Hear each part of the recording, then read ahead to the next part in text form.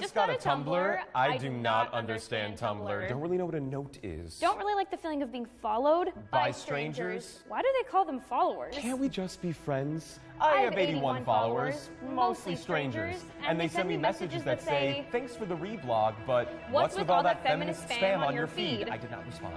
You were so pretty with your long hair. Did you really need a queer haircut? I did not respond. My grandmother's been taking care of me since I was a kid, found out I'm gay. But she keeps telling me I'm just going through a phase. It's really getting to me. What should I do? P.S. I like your poetry. Phase. Noun. A distinct period in a process of change or development. Do you believe that homosexuality is choice or genetic?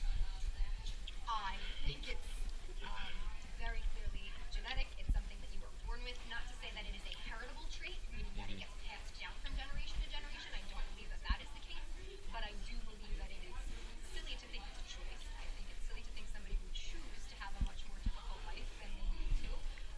And just like we can't choose who we love of the opposite sex, they can't choose who they love. You know, sometimes we fall in love with bad people, or sometimes we fall in love with great people. Sometimes we fall in love with men, women, whoever. I think it's silly to think it's a choice. I think it is strictly genetic. Kelly said she knew since she was a very young child and had a crush on like her first grade teacher. It's just the way it is. All right. How does the brain play a role in causing people to believe that it's choice? So we as humans have something called the prefrontal cortex, which is where all of our higher order thinking occurs. Higher order thinking is everything from abstract, math problems to the date the Declaration of Independence was signed, anything that we can wrap our heads around as humans that other animals can't. Which is great because it does give us choice. It gives us this ability to say, I really want to eat ice cream for dinner tonight, but I'm going to choose not to. And as humans, we understand we have choice in so many things in life. That I think people want to believe that gay people make it a choice, make that choice because they don't want to believe that it could have just been easily been them or their children or their nieces, their nephews, their cousins, whoever. Because if it's genetic, that means it could have been anybody. Whereas if it's choice, you can choose to do that or you can choose not to do that. And I think that that's why people like to believe it's choice. Our brains have the capacity to choose. And I think that people who believe it's choice like to think that it's choice. I'm 7 years old and leaving a playdate from Samantha's house. I give her a kiss on the cheek and both of our mothers swoon. I'm 7 years old and leaving a playdate from Michael's house. I give him a kiss on the cheek and his mother says, now that's enough of phase, verb, to introduce in gradual stages.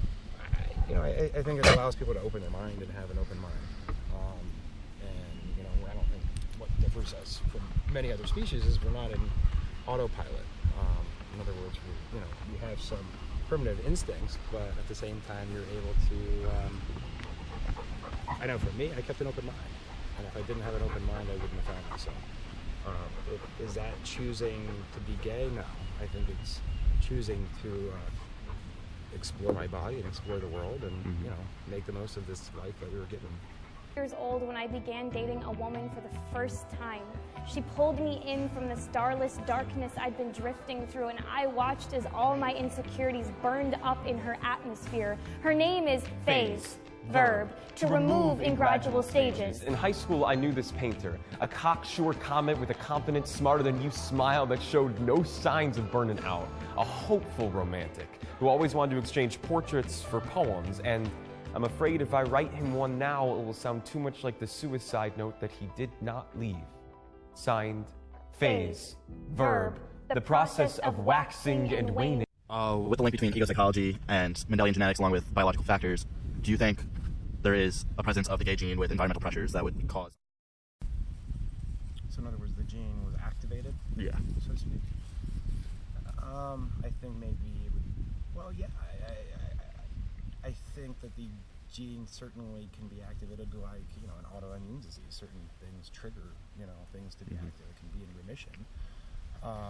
But if you look at, the gay Catholic priests, a lot of them were almost, whether you follow the I was born gay or you were, it was a choice method, and I really don't think it's a choice. I think it's more of an open mind. But, a lot of the priests sometimes, they're put into like boot camps almost to become priests. You know, when you're surrounded around boys, of course you're gonna, you know, want to experiment. But through the religion and, you know, the upbringing to become a priest, you have to suppress your sexuality. And I've met a lot of gay, you know, priests that have actually, you know, they're looking to explore their sexuality after 15 years of celibacy, and they're at a point where, you know, they're so hypersexual, like they're 13-year-old boys.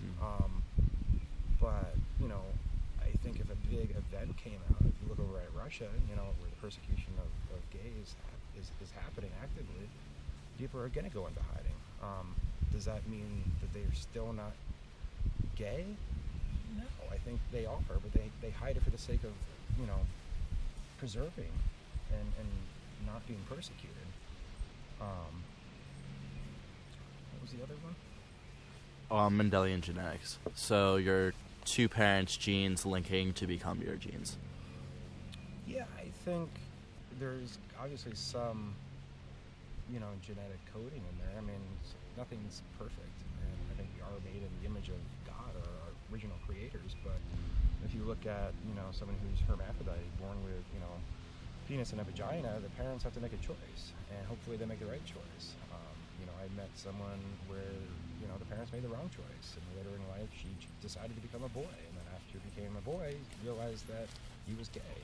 And I've met a few transgenders that have gone through, you know, the sexual operations, and I was always very, you know, what's the word, I guess, weirded out by it, so to speak, because I didn't understand it.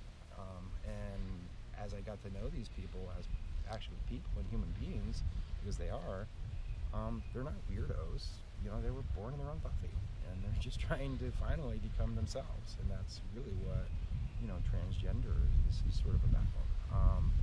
In terms of genetic coding with a lesser example, you know, I think there's definitely some genetic link that goes back into history. I can certainly see some flamboyancy in my own generation that was most likely suppressed because of the time. So. It takes the moon 29 days to orbit around the Earth, appearing to us only in fractions of its full self, phase, verb, to illuminate the darkness. And what are we really ever doing, if not constantly trying to find the light? When they tell you your love is just a phase, tell them you do not like the word just. You are not just anything. Do not bury your demons on the dark side of the moon. Instead, phase hate out of your sky. When they treat your love like an eclipse, like it means learning to live in someone else's shadow, like it deserves to be black hole swallowed because it burns too bright to look at. Do not let them. Do not align yourself with someone else's axis of expectation. Do not fight your own pole. Trust in your own gravity. We are closer to the stars than they will ever be. And if anyone ever tries to tell you that you love wrong, if anyone waits for you to backwards become yourself, treats your queerness as anything other than the infinite universe of beautiful possibilities that it is, tell them that you're sorry that they'd rather live in darkness than learn to love your light. Learn to love your flicker flash irradiation. Learn to love you full moon.